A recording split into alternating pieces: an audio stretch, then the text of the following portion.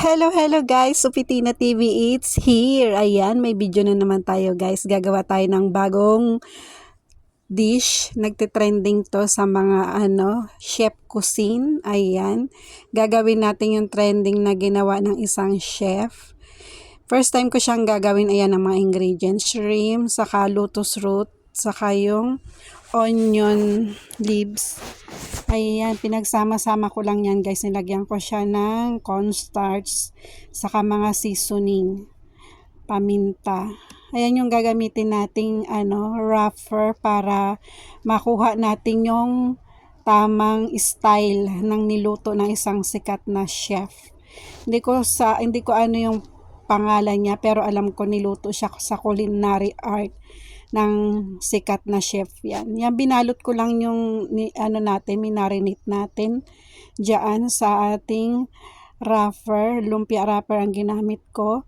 Ayan, pinirito ko siya. Ayan na. Napakasarap niya guys. Na amaze din ako sa lasa. At gusto ko siya. At gumawa din ako ng sauce. Ano lang yan, yogurt, mayonnaise, saka chili sauce. Ayun naman, plain mayonnaise lang saka yogurt. Ayan, tikman na natin.